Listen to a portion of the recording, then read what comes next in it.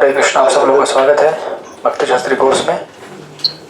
हम लोग स्टडी कर रहे हैं श्री उपदेशामृत। और आवाज बहुत कम आ रही है। बाकी लोगों को आवाज कम आ रही है क्या? नहीं प्रभु जी, बराबर आ रही है। प्रभु जी बराबर आ रही है। बराबर। हरे कृष्णा।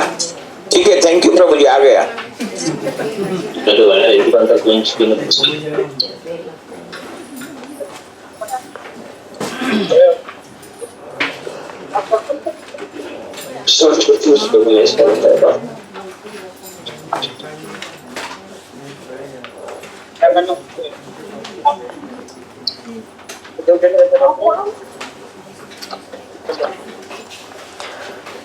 तो हम लोग लास्ट टाइम उपदेशामृत के श्लोक नंबर 1 पे रुक गए थे।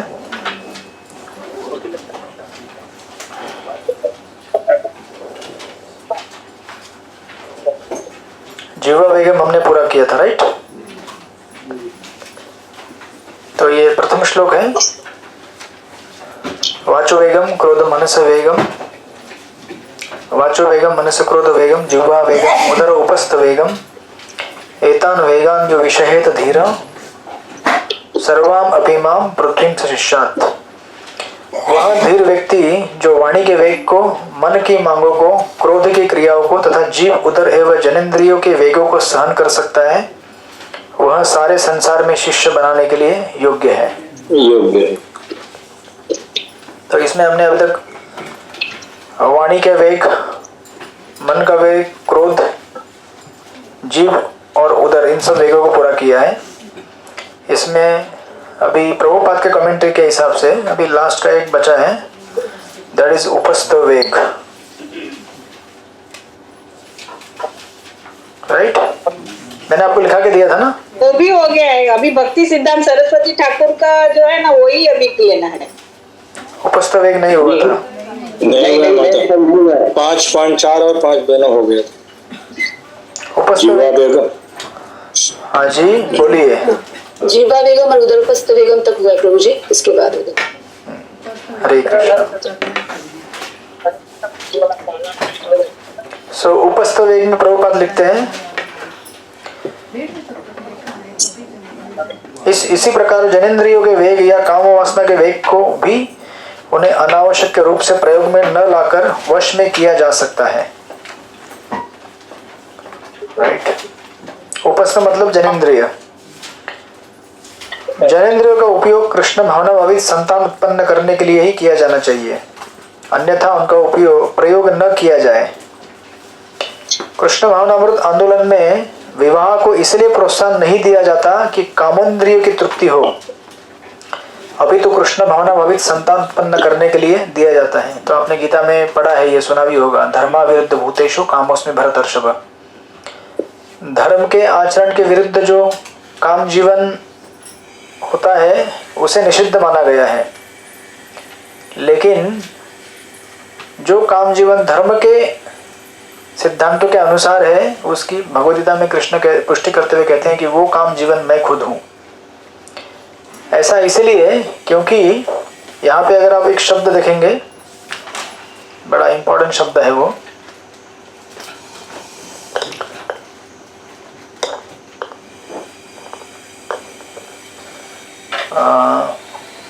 प्रभुपाद लिखते हैं जननेंद्रिय। जनेंद्रिय शब्द से आपको क्या समझ में आता है? जहां से जनन होता है, जनन यानी कि जन्म होता है, राइट? जनन। तो एक्चुअली अगर आप हमारे शास्त्रों को भी देखेंगे ठीक ठीक से, कि कभी कभी हमें लगेगा कि शास्त्र हमें बहुत रेस्ट्रिक्ट करते हैं। रेस्ट्रिक्ट करते यानी कि रोकते हैं बहुत, ये मत करो, वो मत करो, ऐसे मत करो, वैसे मत करो, ऐसे रहो, वैसे रहो।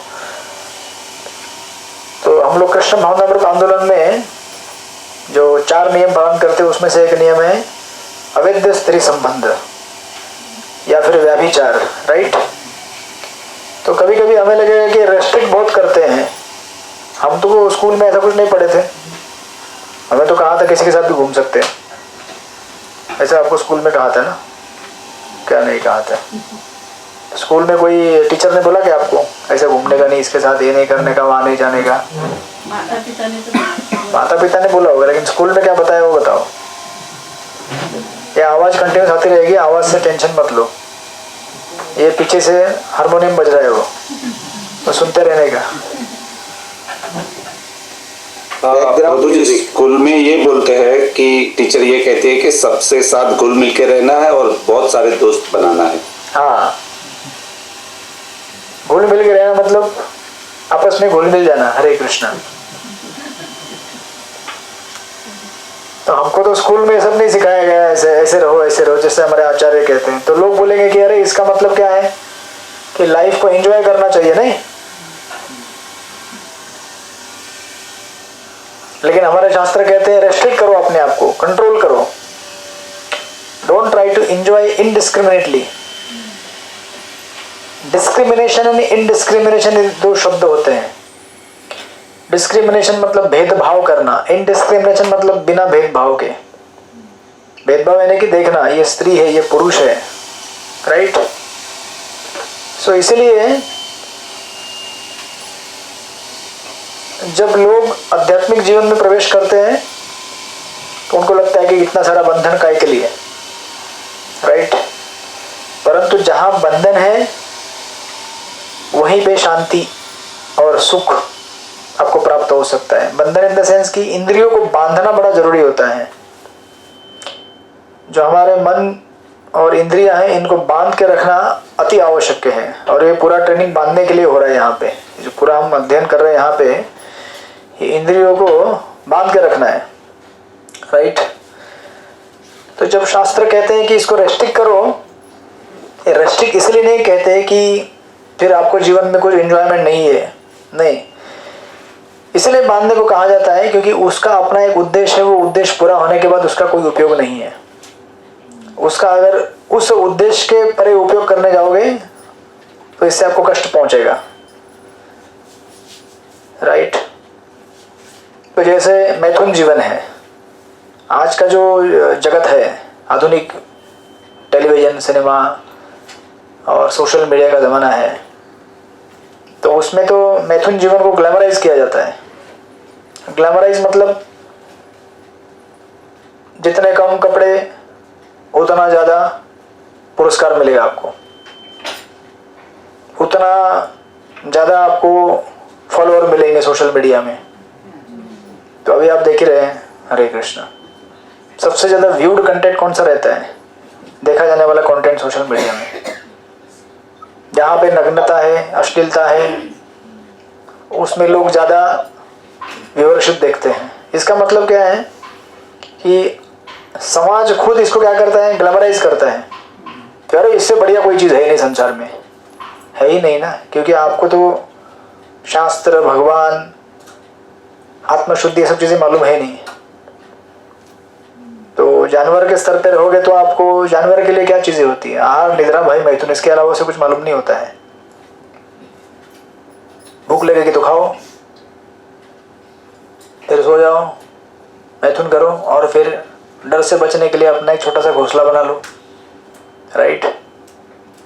सो जब शास्त्र कहते हैं कि इसे कंट्रोल करो, डोंट ग्लैमराइज इट। ग्लैमराइज मतलब उसको ज़्यादा ही बढ़ चढ़ के दिखाने से हम उसकी वैल्यू को कम कर देते हैं। तो आज के समाज में देखिए स्त्रियों की नैतिक स्थिति कैसी है, कितने क्राइम होते हैं समाज में, गुनाह होता है। किस लिए होता है? क्योंकि हम लोग ही उसको बढ़ावा देते हैं। अभी हमने ही लोगों को बताया है कि आप कम कपड़े पहन कर निकलोगे तो अच्छा है, तो उतने ही समाज में क्या बोलते हैं उसको, अशुद्धि फैल जाएगी। जितनी अशुद्धि उतना ज़्यादा क्राइम। फिर लोग चिल्लाते हैं अरे क्राइम हो गया, ये हो गया, वो हो गया। क्यों चिल्ला रहे हो? एक तरफ सोशल मीडिया में सब चीज़ दिखा देते हो आप अश्लील, और फिर बोलते हो समाज में गुनाह है। तो आप अगर लोगों को ऐसी चीज़ें दोगे जिससे लोग पागल हो जाएंगे, प्रमत्त हो जाएंगे, फिर पागल होने के बाद बोलते हो पागल क्यों हो रहे लोग, तो ऐसी दोहरी नीति काम नहीं करती। एक साइड से बोलते हो पागल हो रहे हो, दूसरे साइड से फिर उनको पागल होने के लिए चीज़ें भी देती हो जिससे पागल हो जाएंगे। जैसे कोई पेशेंट है, डायबिटिक है वो, एक साइड से उसको शुगर खाने के लिए देते आप, फिर बोलते हैं अरे उसको प्रॉब्लम हो गया, अरे उसको पैर में जख्म हो गई, भर नहीं रहा है। एक साइड से शुगर खाने देते हो, दूसरे साइड से बोलते हो प्रॉब्लम हो रहा है। ऐसे थोड़ी काम चलता है। आपको एक साइड से रोकना पड़ेगा, जो निषिद्ध चीज़ है वो देने के लिए रोकना पड़ेगा, तभी वो दूसरे साइड से बीमारी ठीक हो सकती है, नहीं तो ठीक नहीं हो सकती। और शास्त्रों में ये जो शब्द यहाँ पे दिया गया है जनिंद्रिय, यानी कि जहाँ से जनन होता है, निर्मिति होती है। आप जरा विचार कीजिए, मैथुन जीवन ऐसा है जो भगवान ने स्पेशली हमको इस जगत में अवतरित करने के लिए बनाया है। हम सबका जन्म मैथुन जीवन से हुआ ना, लेकिन मैथुन एक खाली माध्यम है, राइट। तो ये चीज भगवान ने बनाई है ताकि हम लोग इस जगत में प्रकट हो सके। मतलब हम लोग भगवान के साथ को क्रिएटर है। को क्रिएटर मतलब भगवान निर्मिति करते हैं। भगवान ने हमें मौका दिया है कि आप भी इस जगत में मेरे साथ क्या बन जाओ, एक जीव को इस जगत में लाने के लिए माध्यम बनो। तो मैथुन जीवन का निर्माण उसके लिए किया गया है, इसके लिए नहीं किया गया है कि आप उसको आर्टिफिशियली स्टिमुलेट करके दिन भर रात भर उसके बारे में सोचते रहो, राइट। तो गाड़ी का एवरेज आता है तो एक लड़की आ जाती है। गाड़ी का और लड़की का क्या संबंध है कोई संबंध नहीं। कार आती है, उसके सामने खड़ी हो जाती है, कुछ संबंध है ही नहीं उसका। सारे जितने भी एडवर्टाइज चलते हैं उन सब में अपोजिट सेक्स का इस्तेमाल किया जाता है। अगर पुरुषों की कोई चीज़ रहेगी जिसको ऐड करना है तो उसमें स्त्री आएगी, स्त्री की कोई ये रहेगा तो उसमें पुरुष आएंगे। तो इस तरह से एक दूसरे का वीकनेस एक्सप्लॉइट करके, कमजोरियों को अटैक करके हमको उसका शिकार बनाया जाता है, राइट। तो वो बरसात के समय में वो ऐड आता है, बरसात नहीं मई में चालू हो जाता है ऐड, क्योंकि मैं खोपोली ट्रेन से जाता तो देखता हूँ। वो ट्रेन के इसमें डब्बे के ऊपर आता है। मई के महीने में कौन सा ऐड आता है? अरे आप लोग ट्रेन से सफर नहीं करते क्या? हाँ, बस से भी सफर नहीं करते, रिक्शा से भी नहीं करते, तो क्या ऐड आता है मई के महीने में? अभी कौन सा ऐड आता है? अरे स्वेटर का ऐड आता है कि नहीं? वो दिखेगा, वो कहाँ पे, कश्मीर के या फिर अंटार्कटिका के बर्फ में डूब रहा है, और फिर लक्स कोजी का वो निकालता है। चाचू मुझे ठंडी क्यों लग रही है? उस ठंडी का आपके इधर से बॉम्बे में ठंडी होता है क्या? सुबह जब उठेंगे उनको होगा, उठता ही नहीं, उसको ठंडी क्या होगा? अजी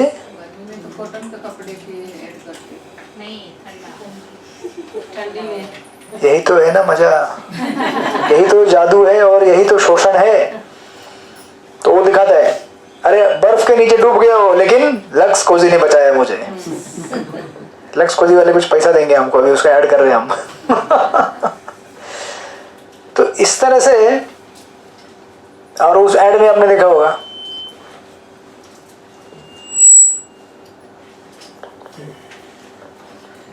उस ऐड को दिखाकर प्रमोट किया जाता है कि देखो ठंडी बहुत है, आपको बहुत ठंडी लग रही है, बहुत ठंडी लग रही है, राइट। तो वो इसका किसका बता? हाँ, मई के महीने में कौन सा ऐड लगता है? अरे छाता का ऐड लगेगा ना मई के महीने में, छाते का, क्योंकि मई से जून आता है, जून में बारिश होती है। तो क्या करते हैं, वो दिखा देते हैं छाता। एक छाता ऐसे है और एक लड़की छाता उड़ के खड़ी है, हरे कृष्णा, और लड़का घुटनों के ऊपर झुक के इसको फूल दे रहा है छाते के अंदर। तो जो भी देखता है ऐड, लड़का है या लड़की, उसको लगता है अगर ये छाता मैंने खरीदा ना तो मेरे साथ भी फूल ऐसा ही लेगा या लेगी। ये उसके पीछे साइकोलॉजी है। इंसान की जो अशुद्ध भावनाएं हैं उनको इस तरह से एक्सप्लॉइट किया जाता है, राइट। उसी प्रकार रेनकोट का ऐड आता है, तो इस प्रकार जो चीज हमें भगवान ने किसी एक पर्पस के लिए दिया गया है उसका दुरुपयोग किया जाता है भौतिक भोग करने के लिए, right. So that's why Prabhupada यहाँ पे कहते हैं अभी तो कृष्ण भावनामृत संतान उत्पन्न करने के लिए दिया जाता है। जो ही बच्चे थोड़े बड़े हो जाते हैं उन्हें डल्लास टेक्सास के गुरुकुल में भेज दिया जाता है जहां उन्हें पूर्ण कृष्ण भावनामृत भक्त बनने के लिए प्रशिक्षित किया जाता है, राइट। सो दैट्स व्हाई जो मैथुन जीवन है या सेक्स लाइफ है वो बहुत पवित्र है। पवित्र इसलिए है क्योंकि उससे जीव जगत में प्रवेश करता है, राइट। तो दैट्स व्हाई इसको कभी भी हमें इस तरह से नहीं देखना चाहिए कि ये केवल भोग के लिए बना हुआ है। ये इतना पवित्र है कि इसके माध्यम से ईश्वर इस जगत में हमें लेके आते हैं। इसलिए वैदिक सनातन संस्कृति में गर्भाधान संस्कार होता है। संतान की उत्पत्ति करने के पहले शिष्य अपने गुरु से परमिशन लेता है कि मैं संतान की उत्पत्ति करना चाहता हूँ, राइट। संस्कार बोलते हैं उसे। 16 संस्कार में से एक संस्कार होता है गर्भाधान संस्कार। गर्भधारित करने के पहले संस्कार किया जाता है। ऐसा नहीं कि सैटरडे नाइट पार्टी, दारू की बोतल पी ली और उस पे बच्चे पैदा हो गए। ऐसे बच्चे समाज में जो पैदा होते हैं तो 1 नंबर के गुंडे बनते हैं, चोर उचक के, और समाज में उत्पात मचा देते हैं वो लोग, जो कि आज की स्थिति है। अधिकांश जो संख्या है कलयुग की सब वर्ण संकर है। वर्ण संकर यानी कि ऐसे विवाह संबंधों में से जन्म लिया है उन्होंने जिसमें कोई चरित्र या संस्कार का कोई जरा भी लेखा जोखा नहीं है, राइट। तो ऐसे संतान को भक्ति भावना में भगवत भावना देना बड़ा कठिन जाता है क्योंकि उसके संस्कार ही पहले से इतने खराब हैं। और ये तो है ही, प्लस वो फिर अपने स्कूल कॉलेज में जाता है तो उधर उठपटांग हरकतें सीख के आता है नया नया। अधिकांश जितने भी गलत कार्य रहेंगे हम सब ने स्कूल कॉलेज में ही सीखे हैं। घर पे तो कोई सिखाता नहीं ये सब, बराबर है कि नहीं? हम तो प्रभु स्कूल में ही सिखाया जाता है ना। आप बोलेंगे स्कूल में थोड़ी टीचर लोग सिखाते हैं। अरे टीचर थोड़ी सिखाते हैं, हमारा दोस्त सिखाता है ना। होता है चल 2 मार के आते। क्या होता है वो?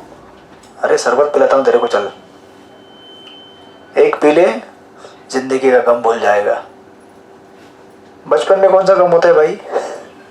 लेकिन गम पैदा कर लेते हैं लोग आजकल। छोटे छोटे बच्चे 12, 13, 14, 15 साल के बच्चे। हाँ, वो हमारे जमाने में तो फोन भी कुछ था नहीं। कीपैड वाला फोन भी नहीं था हमारे जमाने में, लैंडलाइन चलता था लाल डब्बे वाला। किसी को फोन करना है तो भी पैसा तो देंगे, उसमें क्या है, लोग पैसा देके लगा लेंगे। मेरे कहने का मतलब ये है कि एक्सेस पॉइंट बहुत कम था। तो वो लाल डब्बा वो भी पब्लिक में रहता था। कुछ किसी को बात करना है तो भी पीसीओ प्रभु, पीसीओ जो भी रहेगा, पीसीओ। हाँ, अंकल के जमाने का है। तो वो लाल डब्बा मतलब कोई देख रहा है बाजू में, क्या बात कर रहे रे? हाँ, क्या बात कर रहे हैं? अभी जरा सोचो क्या मतलब फोन के साथ कितना व्यक्ति मतलब उलझा हुआ रहता, जरा सोचिए। फुर्सत नहीं है उसको। वो कल मैं एक जगह प्रोग्राम में था, कीर्तन कर रहा था। कीर्तन हो गया तो मुझे जवाब आ गया था, लेक्चर स्टार्ट हो गया तो मैं जब करने के लिए साइड में आ गया। तो उधर उनका वो टेरेस में बिल्डिंग में एक उनका कोई तो था, सर्वेंट रहता ना बिल्डिंग का, सेवा करने वाला, वो सब मेंटेनेंस वाला। तो वो बैठा था साइड में, वो साइड में बैठा था, ड्रेस में था। तो मैं 1 घंटा जब किया, वो 1 घंटा मोबाइल घुमाया मेरे सामने। मैं बोला काम करता है या नौकरी करता है, क्या करता है ये? ठीक है, मैं 1 घंटा जब किया, वो भी कंपटीशन कर रहा था मेरे साथ। मैं भी डट के जब कर रहा था, वो भी डट के मोबाइल घुमा रहा था। मेरे को देखता था फिर मोबाइल घुमाते रहता था, फिर देखता था फिर घुमाते रहता था। फिर बाजू में और एक प्रभु जी थे, उनका बच्चा था। वही तो प्रभु जी मतलब वही तो नया गेस्ट आया था, उनका बच्चा था छोटा सा। तो बच्चे वो सत्संग में बैठते नहीं, तो बच्चा खेल रहा था उधर, तो बच्चे के साथ ही बैठा था। तो बच्चा टेबल पे बैठा था, छोटा सा बच्चा चेयर पे बैठा था, वो मेरे को देखता था। फिर मैं चलते चलते जब कर रहा था, मैं उसको देखता था, वो हंसता था। फिर उसके पिताजी 5-5 मिनट में एक एक पानी पूरी लाके उसको देते थे, खाली पूरी, पानी नहीं है, तो पूरी ऐसे खाता था, मेरे को देखता था। 5-10 मिनट में एक पूरी खत्म करता था। 1 घंटा तक वो चलता रहा, पूरी खत्म होती थी, फिर पिताजी जाते थे, फिर पूरी लेके आते थे, फिर मेरे को देखता था। वैसे मानो बोल रहा था पूरी खाना है क्या? तो मैं देख रहा था इन दोनों को। ये प्रभु जी भी फिर अपना ही वो मोबाइल घुमाते थे, फिर बच्चों को देखते थे। मैं बोला यार 1 घंटे में इसका भी जब हो जाता था। तो 1 घंटा वो ऐसे घूमता रहा। उसके पिताजी आज लेक्चर में नहीं है इसलिए बोल रहा हूँ। 1 घंटा वो घूमते रहे, 1 घंटा वो सर्वेंट दूसरा था मोबाइल घुमाते रहा, और मैं 1 घंटा उधर जब करके दोनों को देखता था, फिर जब करता था। बोलता था यार कहीं ये लोग डिस्टर्ब तो नहीं कर रहे मेरे को। तो कहने का तात्पर्य ये है कि अगर आपको ट्रेनिंग नहीं दिया जाए तो आपका समय तो ऐसा नहीं है कि कई समय आपको, मतलब समय तो ऐसे जाने वाला है। 1 घंटा जब कर लेते दोनों, नहीं बच्चे को देखना भी तो क्या, बच्चा अपना वो पूरी खाता था और वो बराबर खत्म होते बोलता था पापा पूरी, एक पूरी खत्म हो गया, खाली पूरी प्लेन, ऐसे खाता रहता था जितना छोटा सा बच्चा था। तो क्या पिताजी जब नहीं कर सकते थे? 1 घंटा अपना जब कर सकते शांति से। हाँ, पूरी लाके दो खाता रहता बच्चा, अपना जब करते रहते। तो इसीलिए अगर ट्रेनिंग नहीं दिया जाए तो हम लोग भगवत भक्त नहीं बन सकते। समय तो हमारे पास बहुत है, कौन कहता है समय नहीं है? जो लोग बोलते हैं कि जब करने के लिए समय नहीं है, सब झूठ है। बहुत समय है हमारे पास। तो सोचिए वो जमाने में जब मोबाइल नहीं था, इंटरनेट नहीं था, फिर भी हम लोग कितने भ्रष्ट थे स्कूल कॉलेज में। अब जरा सोचिए आज के जमाने में बच्चे कितने भ्रष्ट हो चुके हैं, जरा सोचिए। उस जमाने में कुछ नहीं था, टेक्नोलॉजी, टेलीविजन, फिर भी हमको मालूम है हम कितने बिगड़ गए थे दोस्तों के संग में आकर। अभी के टाइम में तो हरे कृष्णा। इसलिए बच्चों को संभाल के रखिए, उनको ठीक से ध्यान रखिए, क्या करते हैं, किससे बात करते हैं, कहाँ जाते हैं, क्योंकि एक बार आदत अगर खराब हो गई, लाइफ टाइम वो इम्प्रेशन दिमाग में रहता है। अभी देखिए हम लोग इस्कॉन में आए हैं, भक्ति करना चाहते हैं, हमारे पुराने जो भी संस्कार रहेंगे वो अभी तक परेशान करते कि नहीं? एक बार गलत संस्कार अगर बैठ गए, वो संस्कार को ठीक करना बहुत कठिन जाता है। बुरी आदतें जल्दी लग जाती है लेकिन बड़े आसानी से दूर जाती है, मतलब कठिनाई से दूर जाती है। अच्छी आदतें लगने में बहुत टाइम लगता है, राइट? और अच्छी आदतें तुरंत खत्म भी हो जाती है। 2-3 दिन आपने अगर ध्यान नहीं रखा, आदत छूट जाएगा अभ्यास करने का, राइट? तो दैट्स व्हाई प्रभुपाद यहाँ पे कहते हैं, हाँ जी क्या हो गया?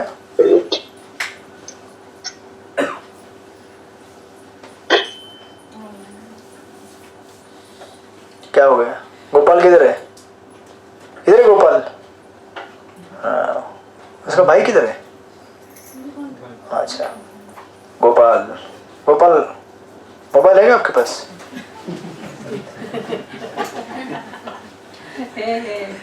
देखो हम जब बच्चे थे, एक लैंडलाइन फोन घुमाने के लिए हम 4 दोस्त उसके ऊपर खड़ा रहते थे, पीसीओ के ऊपर।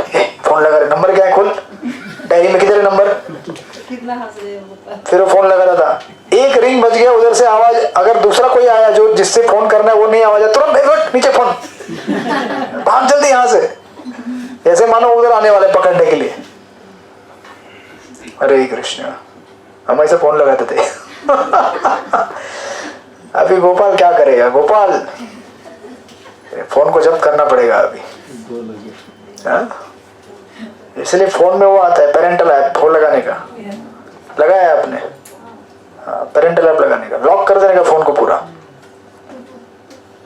हरे कृष्णा। सो इसलिए दैट्स व्हाई प्रभुपाद यहाँ पे कह रहे हैं ऐसे अनेक कृष्ण भावना भावित बच्चों की आवश्यकता है, और जो इस प्रकार की संतान उत्पन्न करने में सक्षम होती है उसे जनेंद्रिय को उपभोग करने दिया जाता है, राइट? सो दैट्स व्हाई हमारे आचार्य श्रील भक्ति सिद्धांत ठाकुर जी कहते थे कि अगर मैं गृहस्थ आश्रम में जाकर कृष्ण भावना भावित बच्चे अगर पैदा कर सकता हूं तो मैं 100 बच्चों को जन्म दूंगा। अगर 100 बच्चों को मैं भक्त बना सकता हूं जन्म देकर, राइट। इसलिए जिस चीज का उपयोग जहां पे करना है उतना ही करना है, उससे ज्यादा नहीं करना है। इसलिए शास्त्र हमें ये चेतावनी देते हैं कि हम उन चीजों का उसी के लिए इस्तेमाल करें जिस चीज के लिए वो चीज बनी हुई है। उसको अनावश्यक जरूरत से ज्यादा ग्लैमराइज ना करें, इससे हमारे जीवन में ही तनाव आने वाला है, राइट। आवश्यकता से ज्यादा खाएंगे तो क्या होगा, अपना ही पेट में गड़बड़ होने वाला है। आवश्यकता से ज्यादा सोएंगे तो क्या होगा, हमको ही बीमारी आ जाएगी। तो इसीलिए जितने भी ये वेग दिए गए हैं जरूरत से वो आगे वाले श्लोक में आएगा ही, बट जैसे यहाँ से कनेक्ट कर रहे हैं उसको इस तरह से। So not deprive but retrieve the purpose behind that particular activity. इसलिए मैथुन जीवन एक भगवान ने दिया हुआ बहुत बड़ा उपहार है इस संसार में जीव को जन्म देने के लिए। उसको दुरुपयोग नहीं करना चाहिए आर्टिफिशियली उसको स्टिमुलेट करके, right, like that.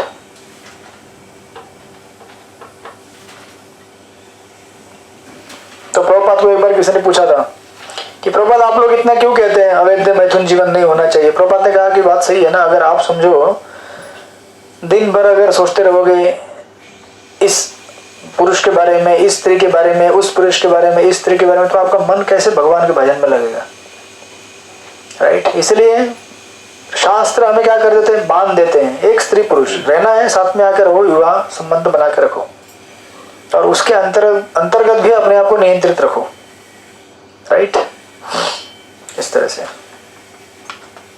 So like that. उसके बाद यहाँ तक हो गया हमारा ये उपस्थ वेगम पूरा हो गया। यहाँ पे जब कोई कृष्ण भावना भावित संयम की विधियों को पूरी तरह अभ्यास कर लेता है तो वह प्रामाणिक गुरु बनने के लिए योग्य हो सकता है। यहाँ तक मैंने आपको सारे पॉइंट लिखवा के दिए थे। किसी का कोई प्रश्न अभी तक?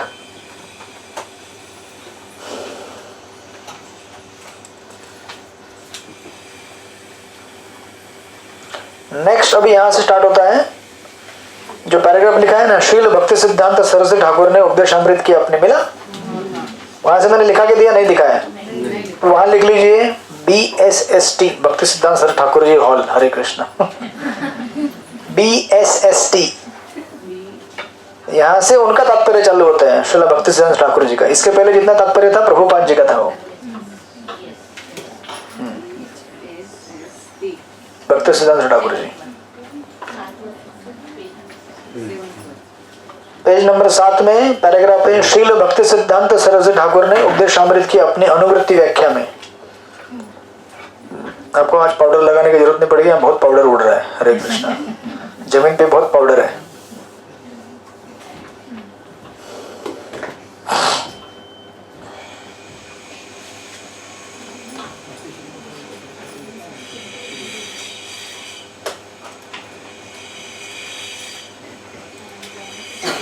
अटेंडेंस प्रश्न पूछ सकता हूँ क्या? पूछिए प्रभु। मंत्र 16 में एक प्रश्न था प्रभु जी कि उसमें सूर्य और सूर्य की किरणें, ये उदाहरण पे हम कौन सा तत्व समझते हैं? अरे ये तो आप उपनिषद में लेके गए हमको। नहीं वो समझा नहीं, मैं लिखा नहीं प्रॉपरली, इसके लिए पूछना पड़ा। सूर्य और सूर्य की किरणें अंगड़ा ही आ रही मेरे को, उपनिषद में जाती है। अपने कौन सा तत्व समझ देते हैं, ऐसा समझता है? कौन बताएगा? हाँ, उससे क्या समझ में आता है? नमिता प्रामाणिक माता जी बताइए। आज पार्टनर किधर गए आपके? मीटिंग में गए? अरे इतने जल्दी भूल गए आप लोग, एग्जाम तो अभी हुआ है ना। कौन सा साक्षात्कार? भानुमति पढ़ाया माता जी। कौन सा सच्चिदानंद है? सचिन? बाप रे। परमात्मा का समझता है क्या? परमात्मा वो भगवान परमात्मा है, वही बताने की कोशिश करें। रुकिए जरा, लोग आंसर दे रहे हैं ना। सूर्यदेव ओके भगवान का भगवान रूप है, वही ना परमात्मा ब्रह्मा परमात्मा और सूर्य किरण जो है वो भी एक उदाहरण है सूर्य के साथ, लेकिन और कुछ भी है। सीमा माता जी, संतू प्रभु बोलिए। पानी? अरे सूर्य में पानी कहाँ फेंक रहे हो? हाँ बोलिए। नहीं, पर जैसे सूर्य की किरणें, हाँ एक ठीक है, चलो ऑनलाइन वाले लेते हैं, बेचारे बोलेंगे हमको कोई बोलता ही नहीं। हाँ बोलिए। जैसे सूर्य की किरणें सबको प्रकाशित करते उधर भगवान भी सबके हृदय में प्रकाश ज्ञान के रूप में प्रकाश प्रकाशित करते। चलो ये भी ठीक है, लेकिन और कुछ है?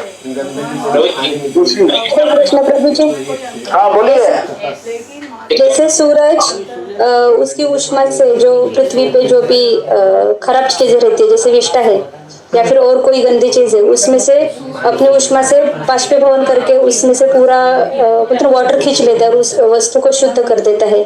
उसी प्रकार से भगवान भी अपनी शक्ति से हम जैसे पतित लोगों को, अगर हम उनके संबंध कांटेक्ट में आते हैं, भगवान के संबंध में आते हैं, तो हम भी पवित्र हो जाते हैं।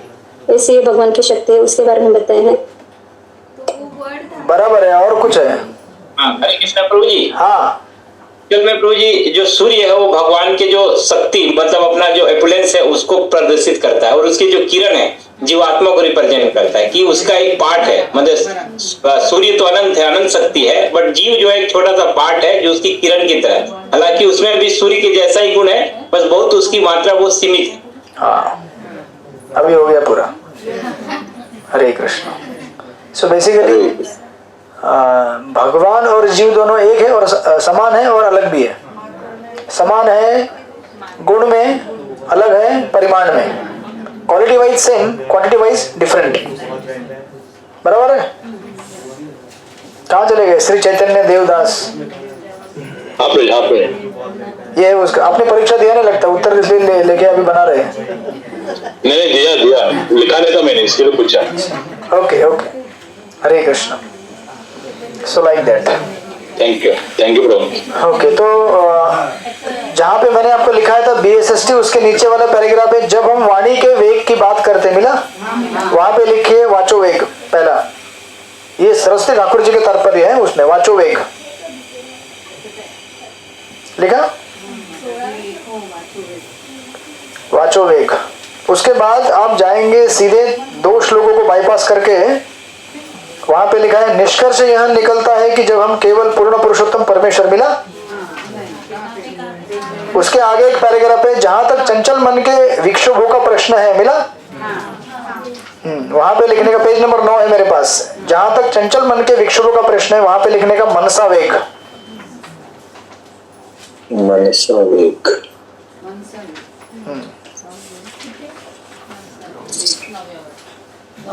निष्कर्ष यह निकलता है, इसको क्या लिखना है तो? वहां पे कुछ नहीं लिखना है, उसके आगे वाले पैराग्राफ के ऊपर लिखना है। जहाँ तक चंचल मन के, हाँ, जहां तक चंचल मन के विक्षोभों का प्रश्न है, वहां पर लिखने का मनसा वेग। ठीक है जी। उसके नीचे वाले पैराग्राफ में इसी प्रकार शरीर की आवश्यकताएं 3 श्रेणी में बांटा जा सकता है, मिला? वहां पे लिखने का जिह्वा उदर उपस्थ वेग।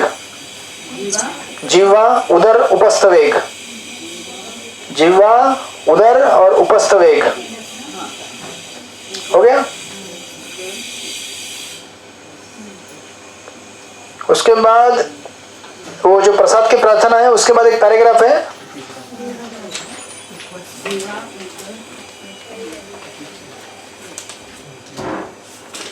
ठीक है। एक्चुअली यहाँ तक पूरा हो गया, आगे भी कंटिन्यू होता है, वो तीनों को चीजों को बताया गया है, बस उधर तक ही। तो ये बेसिकली प्रभुपाद ने अपनी कमेंट्री दी है इन 6 वेगों के ऊपर, और यहाँ से श्रीला भक्ति सिद्धांत ठाकुर जी उन्होंने कमेंट्री दी है इन 6 वेगों के ऊपर। समझ में आया ना आपको? ये तो आप बोलेंगे रिपीट क्यों कर रहे भाई वापस? ये अभी सरल ठाकुर जी का कमेंट्री है, पहले प्रभुपाद जी का कमेंट्री था। ठीक है, ऑनलाइन वालों को सबको मिल गया? जी प्रभु जी। तो भक्ति सिद्धांत ठाकुर जी स्टार्ट करते हैं। श्रील भक्ति सिद्धांत सरस्वती ठाकुर ने उपदेशामृत की अपनी अनुवृत्ति, ये उनका कमेंट्री का नाम है, अनुवृत्ति। अनुवृत्ति व्याख्या में लिखा है कि हमारे देहात्म बुद्धि से 3 प्रकार के वेग उत्पन्न होते हैं। देहात्म बुद्धि यानी कि जब हम इस शरीर को ही अपना सब कुछ मान लेते हैं, ये शरीर, इसमें से 3 प्रकार के वेग निकलते हैं, बोलने का वेग, मन का वेग तथा शरीर का वेग। राइट। 3 काइंड्स ऑफ वेग, बोलने वाला वेग, मन का वेग तथा शरीर का वेग। और वो कहते हैं जब जीव इन 3 वेगों का शिकार बनता है तो उसका जीवन अशुभ बन जाता है। जो व्यक्ति इन वेगों का दमन करने का अभ्यास करता है वह तपस्वी कहलाता है। ऐसी तपस्या से वह पूर्ण पुरुषोत्तम भगवान की बहिरंगा शक्ति या भौतिक शक्ति के उत्पीड़न को वश में कर सकता है, राइट। तो प्रभुपाद जी कहते समय हमने पहला स्टार्ट करते हैं वाचो वेगम से। अच्छा, वाचो मतलब हमने प्रभुपाद जी के परपट में लिखा था, सॉरी अगर आप जाएंगे प्रभुपाद के परपट में वाचो वेगम में, प्रभुपाद ने वहां पे दिया था मेंढक का उदाहरण, राइट। और कहा था कि इस तरह से अनावश्यक बात करने से हम लोग मृत्यु को बुलाएंगे। और यहाँ पे सरोज ठाकुर जी कहते हैं जब हम वाणी के वेग की बात करते हैं तो हमारा अभिप्राय व्यर्थ की बातों से होता है। अच्छा, व्यर्थ की बातें करने वाले कौन कौन लोग हैं? निर्विशेष मायावादी दार्शनिकों की बातें, या सकाम कर्मकांड में लगे हुए व्यक्तियों की बातें, या उन भौतिकवादी व्यक्तियों की बातें जो बिना रोक टोक के जीवन का भोग करना चाहते हैं। ऐसी समस्त बातें या साहित्य वाणी के वेग के व्यावहारिक दर्शन है, राइट। सो इसे कहते हैं basically prajalpa, mundane talk. Prajalpa मतलब क्या? कुछ भी बैठ के खुसर खुसर बात करते रहने का कोने में चुपचाप। गॉसिप, मराठी में कहते हैं चांबर चौकशा, हिंदी में कहते हैं चुगलखोरी, राइट। या फिर कुछ फालतू की बातें करते रहना, ऐसी कुछ भी सांसारिक बातें करते रहना। और सबसे बड़ा आजकल अड्डा तो है सोशल मीडिया। बस खोल दीजिए आप न्यूज चैनल, हरे कृष्णा। अभी अभी अरब सागर में युद्ध प्रारंभ हो गया है। वो युद्ध नहीं हुआ है लेकिन ये लोग चालू कर देते इधर। फिर वो उनका क्या बोलते हैं उसको, थंबनेल भी ऐसा लगा देते वो, अभी अभी भारत में हमला हो गया। कहाँ पे हमला हो गया भाई? हमला तो कुछ हुआ नहीं है। ये सब किसके लिए है? क्योंकि वो जो वाणी की बोलने की शक्ति है वो तो रोक नहीं पा रहे हैं, तो लगाते रहो उसको। तो जैसे न्यूज़पेपर रहते हैं, या फिर न्यूज़पेपर, आजकल तो न्यूज़पेपर पुराने हो गए हैं, न्यूज़ बोलते हैं उसको, टेलीविजन में आता है तो उसको कहा जाता है old things happening to new people. वही पुरानी चीजें किसी नए लोगों के साथ होती हैं। किसी को लॉटरी लग जाता है, किसी का दुर्घटना हो जाता है, किसी का सेलिब्रिटी का किसी का शादी हो गया तो उसकी शादी की खबरें 1 महीना तक चलती रहेंगी। किसी को अवार्ड मिल गया उसका खबर चलता रहेगा। अभी इलेक्शन हो गए लेकिन अभी 1 महीना चलते रहेगा वो। तो आपने 1 दिन देख लिया होगा, 2 दिन देख लिया, खत्म हो गया कहानी। भाई ठीक है, ये पार्टी जीत गई, अच्छी बात है, चलो। लेकिन ये खबर अभी 1 महीना घूमती रहेगी, इसने ऐसे जीता, वैसे जीता, ये होगा, वो होगा। कुछ लोग तो अपना नया बना लेते हैं कि अभी इसको ऐसे करना चाहिए, अब सजेशन देना चालू करते हैं, ये पार्टी को ऐसे बढ़ना चाहिए आगे। सुनने वाला हो या ना हो, लेकिन मार्केट बहुत है। क्यों? क्योंकि जीव को प्रजल्प करने के लिए बहुत उत्साह है। उसको बोल दिया जाए कथा में आके बैठो, नहीं बैठेगा। लेकिन प्रजल्प अगर चाहिए, वहां पे भीड़ लग जाएगी, इकट्ठा हो जाएगी भीड़ प्रजल्प करने के लिए, राइट। तो हम लोग अभी ऐसे टेंडेंसी होता है ना, जब करने बैठेगा तो बैठते ही ढेर हो जाता है। और अगर पूछना हो ये तुझे मालूम है कि क्या हुआ, ऐसा कोई बोलेगा ना, अरे बाप रे, अभी तो बहुत बड़ा फिस्ट मिलने वाला है कानों को, अमृत। इधर इधर इधर वो कोने में चलते हैं उधर, गोविंदा से पिज्जा ऑर्डर कर लेता हूँ, अभी बोल। अब तो डबल मजा, खा भी रहे हैं और करुण मधुर।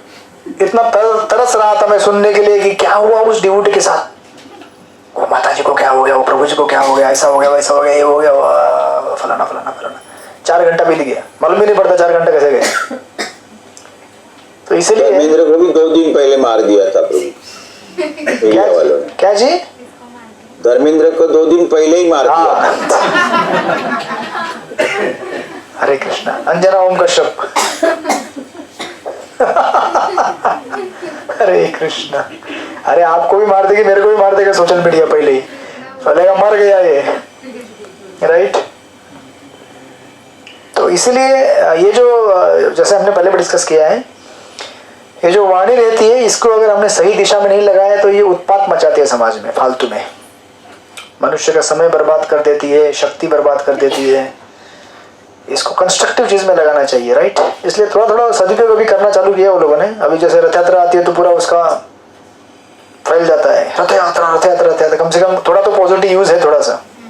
या कुंभ मेला इतने सारे लोग गए, क्यों गए? उसको देख देख के गए। अरे कुंभ मेला ये जा रहा है, अरे वो भी जा रहा है, मेरा पड़ोसी जा रहा है, अरे मेरा बाजू वाला गया, अरे मेरा गांव वाला गया, अरे मेरा क्लास वाला गया, अरे मेरा सत्संग वाला गया, मैं भी जाना है, मैं भी जाना है। तो थोड़ा पॉजिटिव यूज है, लेकिन पॉजिटिव यूज करना चाहिए ना, नहीं तो नेगेटिव यूज भी है। अरे वो पिक्चर देखने के लिए गया, मैं भी जाता हूँ, राइट। सो इसलिए सरस ठाकुर जी बोलते हैं यहाँ पे, जब हम वाणी के वेग की बात करते हैं तो हमारा अभिप्राय व्यर्थ की बातों से होता है, यथा निर्विशेष मायावादी दार्शनिकों की बातें या सकाम कर्म, राइट, यानी कि कर्मकांडी, या उन भौतिकवादी व्यक्तियों की बातें जो बिना रोक टोक के जीवन को भोग करना चाहते हैं। ऐसे समस्त बातें या साहित्य वाणी के वेग को व्यवहारिक प्रदर्शन है। अनेक लोग व्यर्थ की बातें करते रहते हैं और व्यर्थ की पुस्तकें लिखते रहते हैं। बाप रे, पुस्तकों को तो बाढ़ आ गया सोशल मीडिया में भी। आज देखेंगे अमेजोन में जाके देखेंगे, एक पुस्तक आता है Sita the princess the warrior, Sita को लड़ाई करते हुए दिखाया है, जबकि असली रामायण में सीता ने कभी कोई लड़ाई नहीं किया है। या फिर कर्ण को हीरो बना देंगे वो लोग, या फिर कृष्ण को बोलेंगे छोटा सा राजकुमार था ये। कुछ भी उठपटांग लिखो, कुछ भी मार्केट में बिकता ही हो, क्योंकि लोगों को कचरा लेने की आदत बहुत है। अभी बीच में एक वो चल रहा था, वो एक जीप के अंदर भगवान राम, कृष्ण और शंकर जी, देखा होगा आप लोगों ने, चश्मा पहन के घूम रहे। हरे कृष्णा। इमेजिनेशन का हद भी होता है। शास्त्र के मत में हमें प्रेजेंटेशन करना चाहिए। ऐसा करने से क्या होगा, तो आपने भगवान को मनुष्य के स्तर पर लाके छोड़ दिया, राइट। तो आपने भी देखा होगा, एंजॉय किया होगा। बोलोगे अरे वाह क्या रील बनाया यार, क्या मजा आ गया रील बनाया, वाह वाह वाह, आनंद ही आनंद है। लेकिन ऐसे रील से क्या होगा, कल आपको भगवान कैसे लगेंगे, फिर कार्टून कैरेक्टर, गॉगल लेके घुमा रहे भगवान भी है। ऐसा नहीं होता है, राइट। इसलिए आपके जमाने में तो बहुत इधर बैठे हैं भक्तगण, बैठे हैं इधर ऑलरेडी, कंपनी मांग रहे हैं आपकी। आपके जमाने में वो चलता था गृह शोभिका मैगजीन, पढ़ा है ना, है वीणा राव माता जी हमारे जमाने की है, बराबर ना। हम भी पढ़ते थे घर में भाई, मेरी सिस्टर मंगाती थी गृह शोभिका, महाराष्ट्र वाला, हिंदी वाला सरस सलील। अभी समझ में आया, नहीं पढ़ा क्या कभी ये सब? ऐसे बैठे भी आता था, ऐसे बोल रहे जैसे कि कभी देखा ही नहीं। हाँ जी, मायापुरी भी आता था। मायापुरी, हाँ, चित्रलेखा, ये सब क्या है? साइंस रिपोर्टर, साइंस रिपोर्टर था, मैगजीन है, अभी भी है, कॉलेज में पढ़ते थे हम लोग। वो ठीक है, वो तो पढ़ाई लिखाई से संबंधित है, लेकिन बाकी बहुत सारे जितने हैं सब प्रजल्प के लिए बने हुए हैं। मेहंदी कैसे लगाना है, घर में रोटी में फाफड़ा कैसे बनाना है। आप बोलेंगे ठीक है हमको सीखना है, वो सीखना ठीक है, लेकिन कितना हद तक, कितना प्रजल्प करते रहेंगे, राइट। सो प्रभुपाद जी कहते हैं ये सब वाणी के वेग का परिणाम है। इस प्रवृत्ति को निष्क्रिय करने के लिए हमें अपनी बातों को कृष्ण कथा की ओर मोड़ना होगा, राइट। कृष्ण कथा नहीं करेंगे तो इतने, अभी सोचिए ना, कुछ अंत है क्या? आप अगर स्क्रॉल करते जाएंगे स्क्रीन को, रील के, उसका अंत है कुछ? जितनी माया अनंत है, अनंत मतलब माया कभी खत्म नहीं हो सकती, उतना अनंत ये है विशाल सागर सोशल मीडिया का। कितना भी स्क्रॉल करते रहे, सुबह से लेकर एक दिन कर देखे ना, करके अंत होता है क्या? सुबह 6 बजे ट्राई कीजिएगा, रात को शाम को 6 बजे तक देखते हैं ना, घुमाते रहिए, घुमाते, देखिए ना अंत आता है कि नहीं, देखिए ना, एक दिन आएगा क्या? वो बोलते हैं मोबाइल का डेटा और चार्ज खत्म हो जाएगा, और आपका डेटा खत्म नहीं होगा क्या? हालत खराब हो जाएगा आपका। वो बीच में न्यूज आया था, एक जन वो देख देख के वो, हाँ जी सुना होगा ना आपने न्यूज, वो मोबाइल ज्यादा देख के उसके दिमाग में असर हो गया। और आजकल ये नया बीमारी आया है, मोबाइल एडिक्शन। बच्चे जो होते हैं ना, जितने ज्यादा मोबाइल को देखते हैं वो उतने एकदम चंचल, गुस्सा होना, चिड़चिड़ करना और कंसंट्रेशन खत्म हो जाना, ये सब चालू होता है। इसलिए बच्चों को मोबाइल जल्दी नहीं देना चाहिए। हरे कृष्ण। आपका मोबाइल लेके बैठा है, गोपाल क्या कर रहे हैं? रील घुमा रहे हैं? अभी नहीं घुमाएगा, आज के क्लास में नहीं घुमाएगा वो, बोलेगा गलत जगह पे पकड़ लिया आज। इसलिए हमारे एक डिवोटी है उधर खरगर, उधर घाटकोपर में, उनकी बच्ची अभी 10th में लगता है, उसको अभी तक मोबाइल नहीं दिया, कीपैड वाला फोन दिया खाली बात करने वाला, वो वाला फोन नहीं दिया, स्क्रीन वाला। वो भी सुन रहे बच्चे इधर पीछे, हरे कृष्णा। राइट, बहुत खतरनाक एडिक्शन है वो। बहुत देखती है। एक बार नशा चढ़ गया ना, बाप रे, अच्छे अच्छों के छक्के छुड़ा देगा वो। हाँ जी, बाकी गेम मत रखिए, खाना बंद कर दो। आजकल तो स्कूल कॉलेज में भी सब मोबाइल नहीं आ रहे। हाँ तो आने दो ना, पढ़ाई सब कुछ मोबाइल। आप जो है ना अपना नियम बना के रखने का, उसका जब पढ़ाई रहेगा तब देने का, नहीं रहेगा बंद कर देने का। सख्ती से पेश नहीं आओगे तो बाद में आपको हालत खराब हो जाएगा। वैसी सख्ती हमें अपने साथ में रखनी चाहिए। जैसे समझो आपको अगर ये क्या बोलते हैं उसको, डिजिटल डिटॉक्स बोलते हैं, वो मैं करता रहता हूँ बीच बीच में। डिजिटल डिटॉक्स, रात को 9 से सुबह 9 तक मोबाइल हाथ लगा लगने, खाली एक कोई मैसेज आया इंपॉर्टेंट, कहीं देना है मैसेज तो ठीक है। इतना हमारे पास कार्य है, इतना सेवा है कि आपको दिन रात कम पड़ेगा। भक्ति के इतने कार्य हमारे हैं ना, लेकिन उसमें लगे रहोगे तो फिर अंत नहीं है उसका। इसलिए नियम बनाने का, 9 बज गए ना, गुस्सा हो रहा है मोबाइल, बोलता है मेरे को बंद मत करो ये 9 बजे। अरे कितना गुस्सा हो रहा है, बंद कर दो उसको। हरे कृष्ण।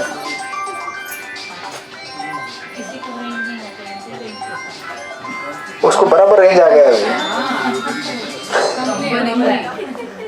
उसको बोलते हैं डिजिटल डिटॉक्स। आप ट्राई कीजिए, ठीक है ना मनुमति माता जी? प्रभु जी, डिटॉक्स आया है, डिजिटल फास्ट भी आया है, महीने में एक बार रहना चाहिए, जैसे तो एकादशी आती है।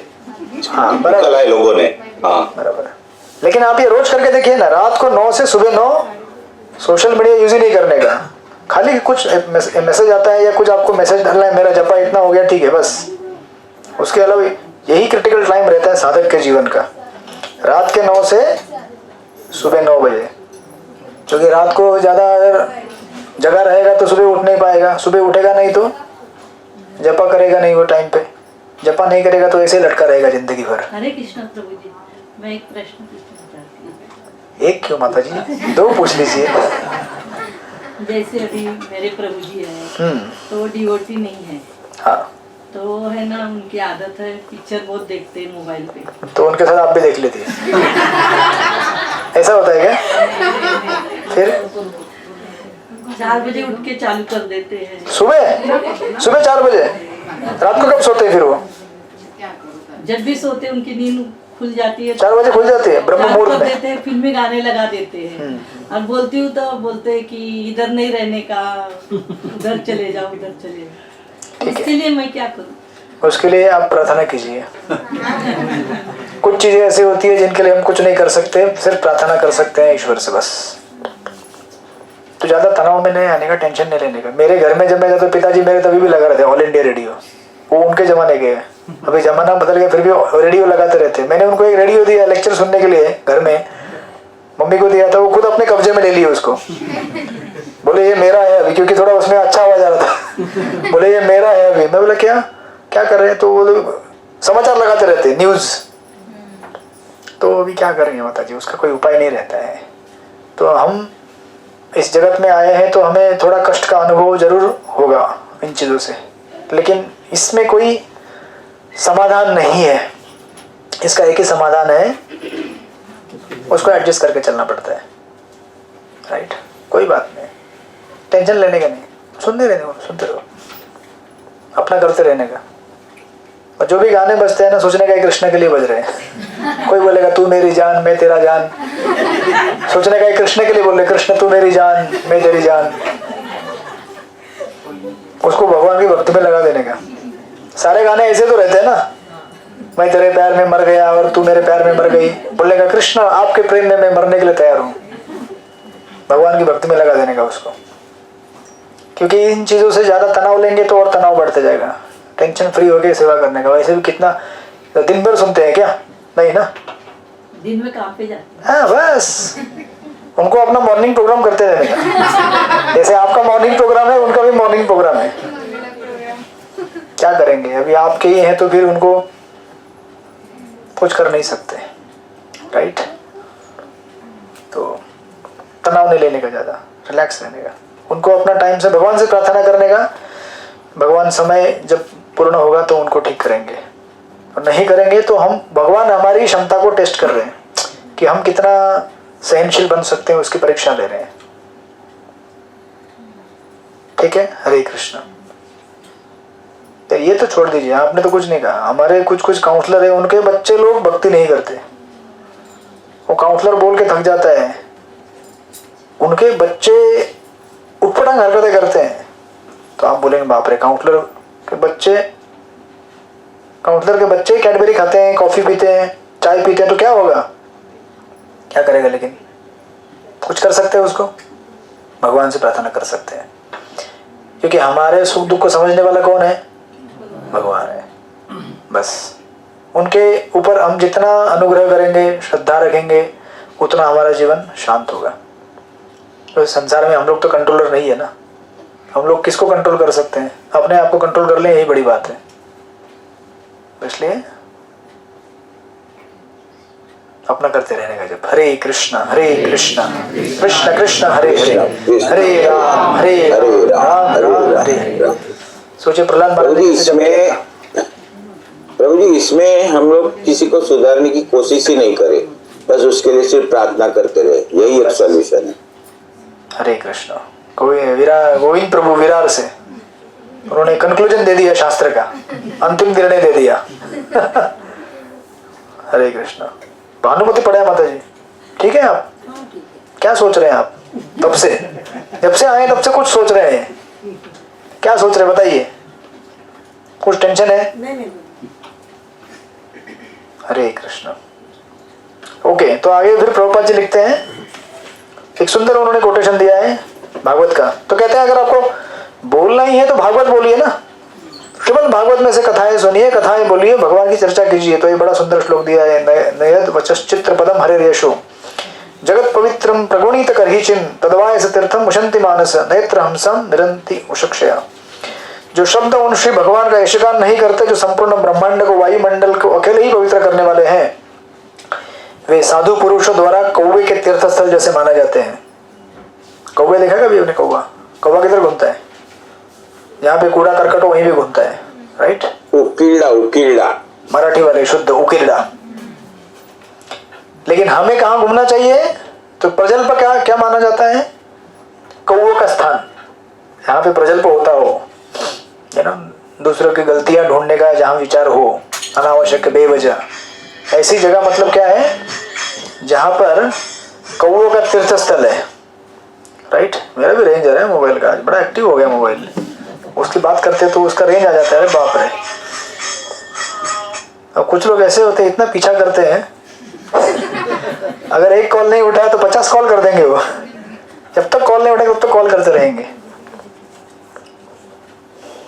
और नीचे भी एक सुंदर श्लोक दिया उसी का, तद्वाग विसर्गो जनताग विप्लवो यस्मिन् प्रति श्लोक अवद्धम अवत्यपै नामानि अनंतस्य यशो अंकितानि यत् शृण्वन्ति गायन्ति गृह्णन्ति साधव। राइट। प्रभुपाद ने जो भागवतम लिखा तो ये इसके ऊपर बड़ा उनका ये है, इस श्लोक के ऊपर आधारित उन्होंने कहा। इसके विपरीत वह साहित्य जो अनंत परमेश्वर के नाम, यश, रूप, लीलाओं आदि की दिव्य महिमाओं का वर्णन से ओतप्रोत होता है, वह एक भिन्न सृष्टि होती है जो ऐसे दिव्य शब्दों से पूर्ण होती है, जिनसे इस जगत की भ्रांत सभ्यता के अपवित्र जीवन में क्रांति लाई जा सकती है। Like that. फिर इस तरह से प्रभुपाद उसको कंक्लूड करते समय कहते हैं आगे, निष्कर्ष यह निकलता है कि जब हम केवल पूर्ण पुरुषोत्तम परमेश्वर की भक्ति में सेवा के विषय में बातें करते हैं, तभी हम व्यर्थ की मूर्खतापूर्ण बातों से अलग रह सकते हैं। राइट। क्योंकि बोलना तो है, अभी डिसाइड करना है कि हमें क्या बोलना है क्या नहीं बोलना है। राइट। पूर्व जमाने में एक्चुअली क्या होता था, उसे इंग्लिश में ऐसा कहते हैं, information diverts from our function. जैसे कोई अगर पॉटर है, पॉटर यानी कि हरे कृष्ण हरे कृष्ण, आइए आइए आइए, या बसा बसा। आहे इथे पण खाली बसायला गेले.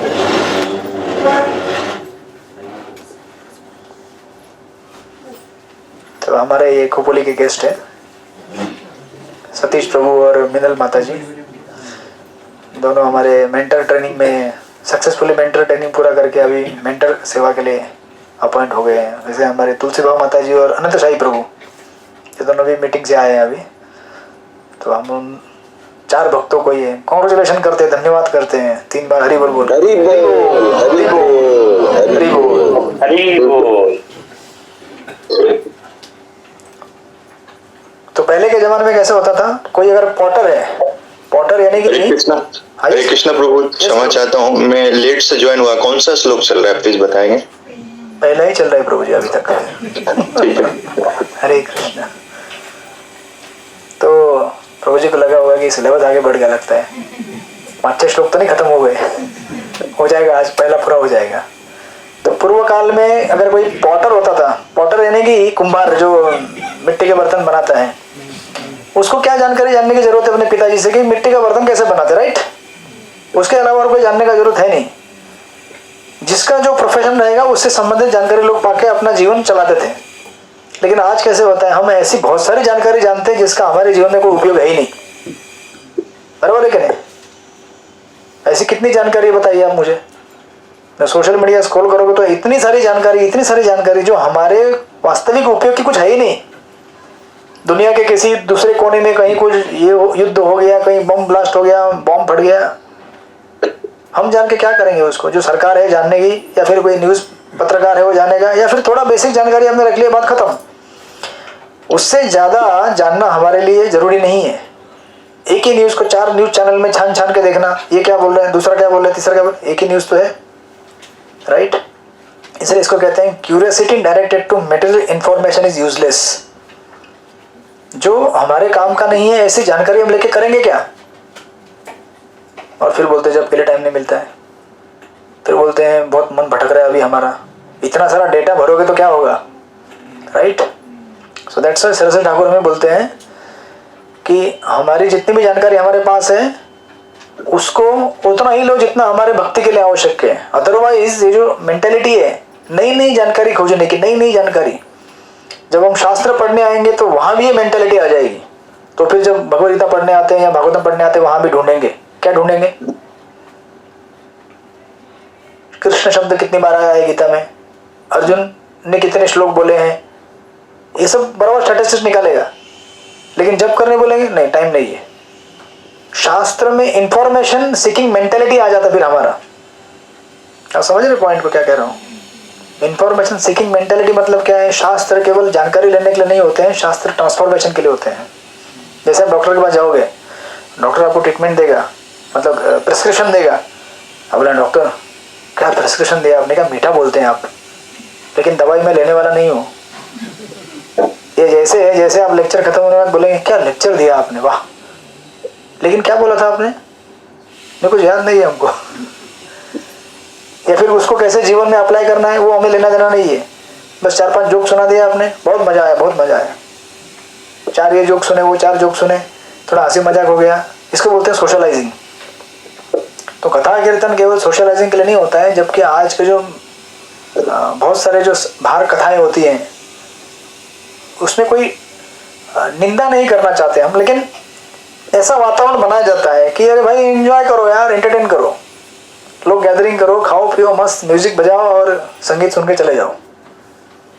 तो ठीक है कुछ कर रहे हैं, लेकिन इससे ट्रांसफॉर्मेशन नहीं होने वाला हमारे अंदर जब तक हम कमिटमेंट नहीं देंगे कि मुझे अपने आप में परिवर्तन करना है. सो दैट्स व्हाई यहाँ पे प्रभुपाद कहते हैं हमें उस वेग को रोकना चाहिए उस प्रकार, राइट? देन उसके बाद नेक्स्ट भक्ति सिद्धांत ठाकुर जी स्टार्ट करते हैं मनसा वेग, क्रोध वेग, सॉरी वाचो वेगम के बाद मनसा वेग. वहां पे जो आपने लिखा है वहां पे देखिए प्रभुपाद जी लिखते हैं जहां तक चंचल मन के विक्षोभों का प्रश्न है